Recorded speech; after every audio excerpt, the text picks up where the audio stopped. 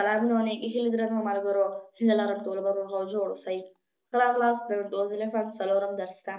لکه څرنګه تاسو ښه پوهېږئ په لومړي درس کې موږ او تاسو د وینډوز 11 د کاري صفحې یا هم انټرفیس په هکله معلومات ترلاسه کړل.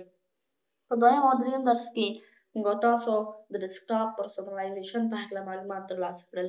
اوس هم راځو په څلورم درس کې د ډسپلی سیټینګ په اړه معلومات ترلاسه کوو. د ډسپلی سیټینګ په برخه کې موږ تاسو سره لومړی آپشن هغه د برایټنس آپشن دی. برایټنس لکه څرنګه د نوم څخه یې معلوم دی روښنایي ته ویل کېږي. که چیرې موږ تاسو د خپل کمپیوټر روښنایي زیات کړو زیاتېږي. که چیرې موږ تاسو د خپل کمپیوټر روښنایي کم کړو نو کمیږي. یا هم راشو په خپل کیبورډ کې F4 ونیسو او د خپل کمپیوټر روښنایي زیات کړو، یا هم برعکس F3 ونیسو او د خپل کمپیوټر روښنایي کم کړو. نو دا موږ تاسو سره د برایټنس روښانه کول، د برایټنس یا هم د کمپیوټر روښانتیا زیاتول او کمول. یا هم راشو د تاسک بار په برخه کې د اکشن سنټر باندې کلیک وکړو او د دې څخه د خپل کمپیوټر روښنایي زیات او کم کړو. نو دا موږ تاسو سره د برایټنس یا هم د خپل کمپیوټر روښانتیا زیاتول او کمول. اوس هم راځو نایټ لایټ باندې د نایټ لایټ آپشن باندې خبره کوو. د نایټ لایټ آپشن آبي شکله پردې ته ویل کېږي چې زموږ تاسو د کمپیوټر تر شا موقعیت لري یا هم پروت دی. که چیرې موږ تاسو د خپل کمپیوټر نایټ لایټ آپشن آن کړو نو زموږ تاسو د کمپیوټر هغه آبي شکله پرده له منځه ځي او زموږ تاسو د کمپیوټر کوم آبي شکله پرده چې و هغه له منځه ځي. اوس که چیرې موږ تاسو د خپل د کمپیوټر نایټ لایټ آپشن آن آف کړو نو موږ تاسو سره هغه آبي شکله پرده بیرته راځي او ظاهریږي. که چیرې موږ تاسو د نایټ لایټ آپشن آن آف وساتو نو زموږ تاسو د کمپیوټر چارج ډېر زر مصرف کېږي. همدغه شکل سره د برایټنس آپشن هم که چیرې زیات کړو زموږ تاسو د کمپیوټر آپشن زموږ تاسو د کمپیوټر چارج ډېر زر مصرف کېږي. اوس هم راځو د نایټ لایټ آپشن په برخه کې د سکیجول نایټ لایټ آپشن باندې خبره کوو. که چیرې موږ د سکیجول نایټ لایټ آپشن انتخاب کړو یا هم آن کړو دلته یې موږ تاسو ته لیکلي سنسیټ ټو سنرایز یعنې د لمر ختلو څخه تر لمر پرېوتلو پورې. که چیرې موږ تاسو دا آپشن انتخاب کړو نو زموږ تاسو د کمپیوټر نایټ لایټ آپشن کله چې 6 او 7 بجې شي یعنې د سهار 6 بجې شي او د مازدیګر 15:41 بجې شي تر دغه وخت پورې زموږ تاسو د کمپیوټر د نایټ لایټ آپشن آن وي. پاتې دې نه زموږ تاسو د کمپیوټر د نایټ لایټ آپشن آف پاتې کېږي. یا هم راشو په خپله خوښه وخت انتخاب کړو، مثلا 7 بجو څخه تر 11 بجو پورې. اوس که چیرې 7 بجې شي زموږ تاسو د کمپیوټر د نایټ لایټ آپشن آن کېږي او کله چې 11 بجې شي نو زموږ تاسو د کمپیوټر د نایټ لایټ آپشن آف کېږي. دا موږ تاسو سره د نایټ لایټ آپشن. اوس هم راځو د ډسپلی سیټینګ په برخه کې په HDR باندې خبره کوو. HDR کیفیت ورکولو ته ویل کېږي چې د HDR آپشن په هر کمپیوټر کې د سپورټ کولو وړتیا یا هم قابلیت نه لري. د HDR آپشن په ګیمینګ کمپیوټرونو کې د سپورټ کولو وړتیا لري یا هم په قیمت بیه کمپیوټرونو کې. ولې دلته موږ تاسو ته لیکلي یوز HDR not support یعنې د HDR آپشن په تصویر کې د سپورټ کولو قابلیت نه لري یا هم تاسو د HDR آپشن په یو تصویر یا هم یو عکس کې نشئ کولی استفاده یا هم نشئ کولی چې د HDR آپشن استفاده کړئ په هغه تصویر کې. بل لیکلي HDR video streaming supported يعني د ویډیو په برخه کې تاسو کولی شئ چې د HDR آپشن استفاده یا هم یوز کړئ. اوس هم راځو د ډسپلی اورینټیشن باندې خبره کوو. دلته موږ تاسو سره د ډسپلی اورینټیشن په برخه کې 4 آپشنونه راکړي. لومړی لینډسکیپ دی. کله چې موږ لینډسکیپ انتخاب کړو نو موږ تاسو سره د کمپیوټر انټرفیس دغه شکل ځان ته غوره کوي. او که چیرې موږ تاسو پورټریټ آپشن انتخاب کړو نو موږ تاسو د کمپیوټر هغه کوم انټرفیس چې دی هغه دغه شکل ځان ته غوره کوي. اوس که چیرې موږ تاسو ریورټ ووهو یا هم دغه کوم وخت چې دی دا پوره شي نو زموږ تاسو د کمپیوټر انټرفیس خپل لومړني حالت ته بدل کیږي.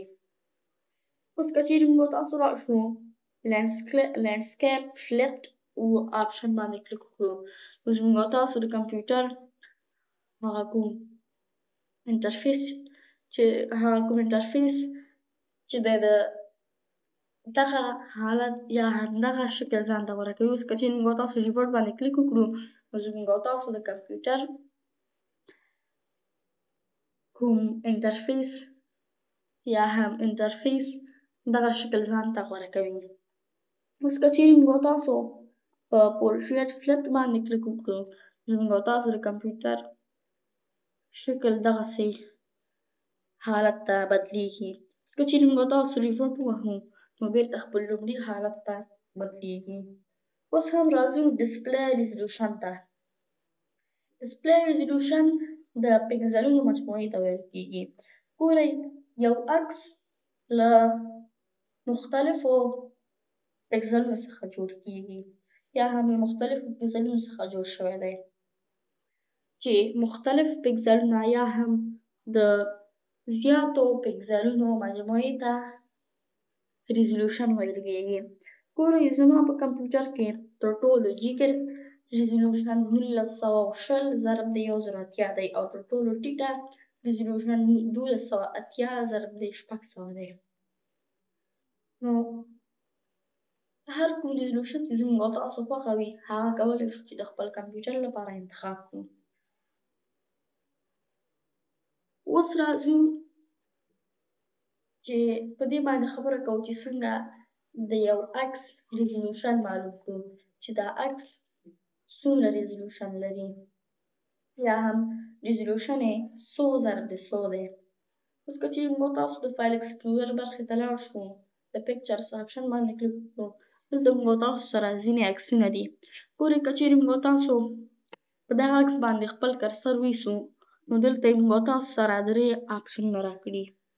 لومړی آپشن ATM ټایپ دی یعنې نوعیت یې څه دی چې موږ تاسو په ATM ټایپ یا نوعیت باندې په دویم درس کې خبره وکړه. دویم ډایمنشنز، دریم سایز یعنې سایز یې 100 KB یا هم 100 GB یا هم 100 MB دی. دویم موږ تاسو سره ډایمنشنز دی. ګورئ په ډایمنشنز برخه کې 3200 ضرب د 1533 لیکل شوی یعنې 3200 ضرب د 1533 د دې عکس هماغه ریزولوشن دی. که چیرې په دې عکس باندې کرسر ویسو ډایمنشن په برخه کې لیکلی 3200 ضرب د 1550 دا د دې عکس ریزولوشن دی. اوس هم راځو له دویمې طریقې څخه معلوموو چې د دې عکس ریزولوشن څومره دی. که چیرې په دغه عکس باندې رایټ کلیک وکړو موږ تاسو د پراپرټیز په برخه کې لاړ شو او د پراپرټیز په برخه کې ډیټیلز باندې کلیک وکړو دلته یې لیکلي ډایمنشنز په برخه کې لیکلي 3200 ضرب د 1100 یعنې 3200 ضرب د 1100 د دې عکس ریزولوشن دی. دلته بیا موږ تاسو سره لیکلي هایټ او وایټ یعنې په عمودي ډول سره د عکس ریزولوشن 1100 پکسلز دي یعنې په یو قطار کې په عمودي شکل سره په یو قطار کې 1100 پکسل دي یا هم 1100 ډاټس دي او په افقي ډول سره په یو قطار کې د دې عکس 3200 پکسلې دي یا هم 3200 نقطې دي. نو دا د ریزولوشن معلومول د یو عکس. اوس که چیرې موږ تاسو راشو د یو عکس ریزولوشن زیات او ټیټ کړو د پینټ پروګرام له لارې دا کار کولی شو. که چیرې موږ تاسو راشو د دې عکس باندې رایټ کلیک وکړو، اوپن ورته ووایو او پینټ باندې کلیک وکړو، نو موږ او تاسو سره دا عکس د پینټ په پروګرام کې خلاصیږي. ګورئ د دې عکس کیفیت څومره ښه دی یا هم څومره ښه کیفیت یې دی. که چیرې موږ تاسو راشو د ریسایز ایکس کیو په آپشن باندې کلیک وکړو یا هم کنټرول پلس ډبلیو ونیسو، موږ تاسو سره یو ډایلاګ باکس خلاصیږي. اوس د دې ډایلاګ باکس په برخه کې کله چې موږ تاسو د پکسلز په آپشن باندې کلیک وکړ، موږ تاسو ته د عکس هماغه ریزولوشن ښیي.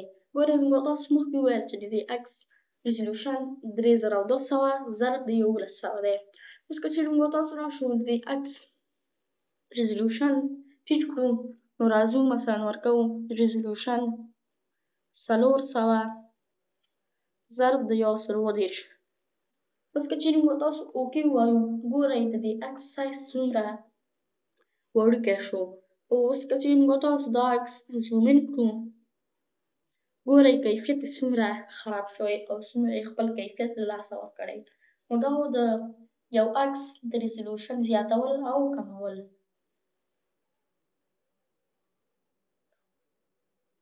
نو دا موږ تاسو سره د وینډوز 11 څلورم درس هیله کوم چې زموږ یوټیوب چینل در سره سبسکرایب او نورو ملګرو سره یې شریک کړئ. تر بل درس پورې